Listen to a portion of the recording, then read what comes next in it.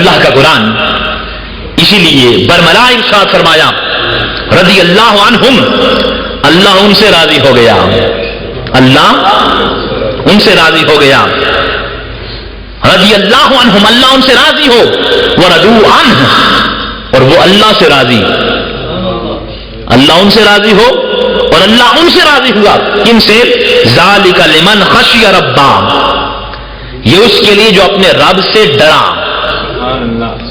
اللہ ان سے راضی ہو اور وہ اس سے راضی ہوئے، یہ اس کے لیے جو اپنے رب سے ڈرا. ذالک لمن خشی ربا. آپ غور کر رہے ہیں، ان سے اللہ راضی ہو گیا اور وہ اللہ سے راضی ہو گئے. یہ سارے جتن، یہ ساری محنتیں، یہ ساری ریاضتیں، مکاشفات اور یہ محنتیں، سب کچھ کس لیے ہے؟ یہ سجدہ ریزیاں، یہ قیام و رکوع، یہ اللہ اللہ کرنا، یہ سب کچھ اس لیے ہے کہ رب راضی ہو جائے، اللہ راضی ہو جائے، اللہ راضی ہو جائے. اور دوستو اللہ کا قرآن کہتا ہے سورہ بینہ میں، ذالک لمن خشی ربا، جس کے اندر خوف پیدا ہو گیا، جس کے اندر ڈر پیدا ہو گیا، جس کے قلب میں خوف خدا پیدا ہو گیا اور جس کو خشیت الہی کی کیفیات میسر آ گئیں. جب خشیت الہی کا رنگ اس کے ظاہر و باطن پہ چڑھ جائے گا، خدا اس سے راضی ہے اور اللہ سے وہ راضی ہے. ذالک لمن خشی ربہ. دوستو یہ لطیف روحانی کیفیت کی طرف اشارہ ہے. اور مجھے آپ خود بتائیے کہ کیا یہ بہت بڑا منصب نہیں ہے کہ اللہ بندے سے راضی ہو جائے اور بندہ خدا سے راضی ہو جائے؟ کیا یہ بڑا منصب نہیں ہے؟ یہ عظیم منصب ہے. یعنی جو ڈرتا ہے، جو تقوی اختیار کرتا ہے، جو پرہیزگار ہوتا ہے، جو خشیت الہی کی کیفیت اپنے قلب و روح میں پیدا کرتا ہے، تو کیا ہوتا ہے؟ وہ خدا کا ہو جاتا ہے اور خدا اس کا ہو جاتا ہے. وہ اللہ کا ہو گیا اور اللہ اس کا ہو گیا. ذالک لمن خشی ربا. لوگوں جس کے اندر خشیت کی کیفیت ہے، ڈر اور خوف ہے، اللہ اس کا ہو گیا. اللہ اکبر. اللہ اس کا ہو گیا اور وہ خدا کا ہو گیا. یہ بہت محبت بڑی بات ہے اور اللہ کے قرآن میں خوبصورت انداز میں اس بات کی تعلیم دے دی گئی ہے کہ اپنے قلب روح میں خوف خدا اور خشیت کی اس کیفیت کو پیدا کیا جائے. دوسرے مقام پہ مزید اس بات کی وضاحت ہوئی، انما یخشی اللہ من عبادہ العلماء. بے شک اللہ کے بندوں میں سے علماء اس سے ڈرتے ہیں. اللہ کے بندوں میں سے جو اہل علم ہیں، علماء، العلماء، جو اہل علم ہیں، علم والے ہیں، وہ اس سے ڈرتے ہیں، وہ اس سے ڈرتے ہیں.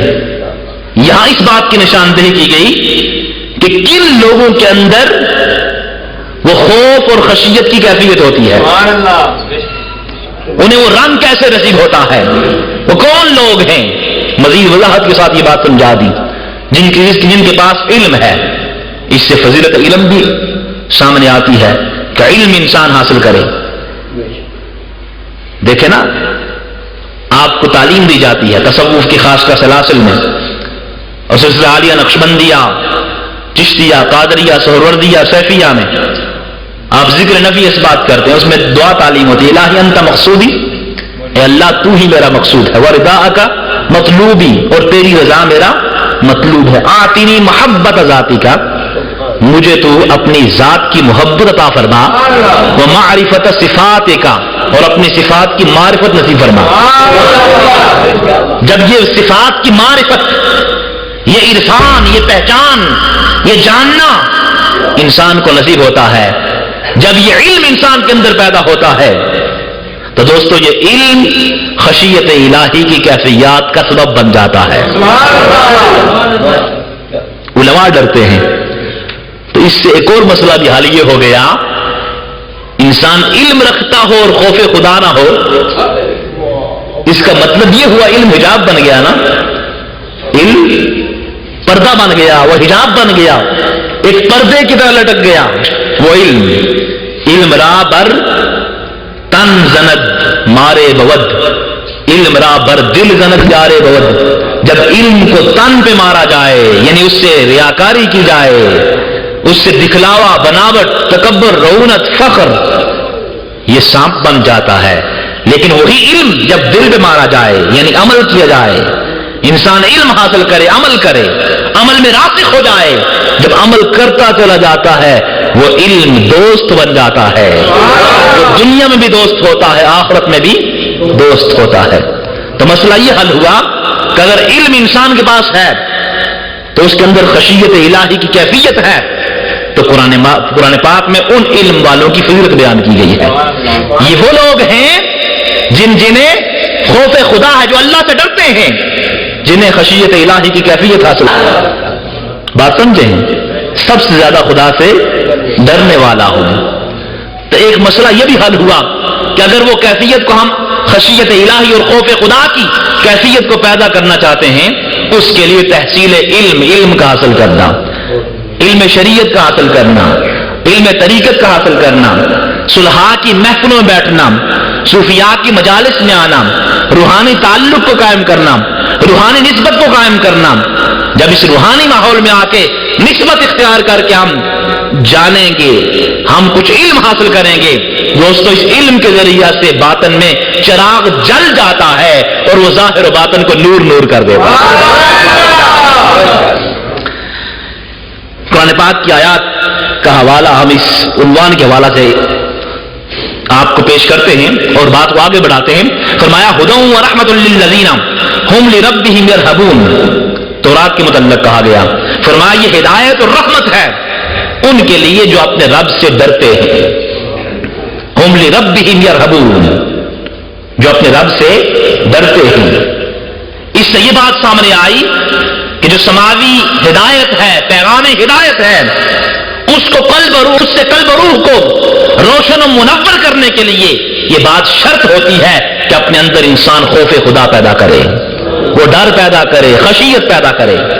جب وہ کیفیت انسان کے اندر اجاگر ہو جاتی ہے تو انسان کو نور مل جاتا ہے، اسے ہدایت مل جاتی ہے، رحمت اسے حاصل ہو جاتی ہے۔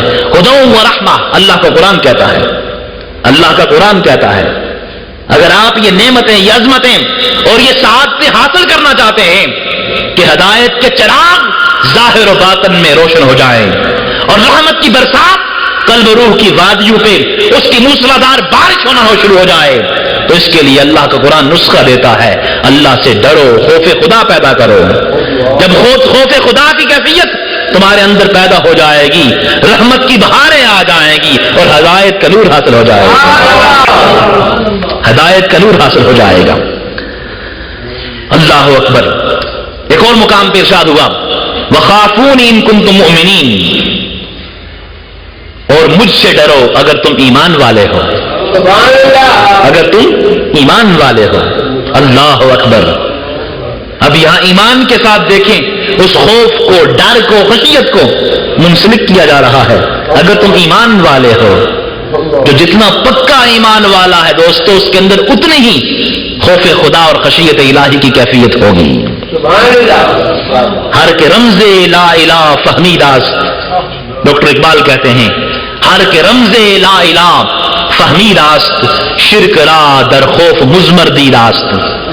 جو لا الہ الا اللہ کی رمز کو، اس کے معنی کو، مفہوم کو، اس کے راز کو پا لیتا ہے، اس کی سمجھ اسے آ جاتی ہے، اس کا علم اسے حاصل ہو جاتا ہے، خوف را در شرک را در خوف مزمر دی راست، پھر وہ غیر سے، اللہ کی ذات کے علاوہ جو مادی طاقتیں ہیں، جو غیر ہے، ہر غیر قوت و طاقت سے ڈر کو شرک خیال کرتا ہے۔ شرک را در خوف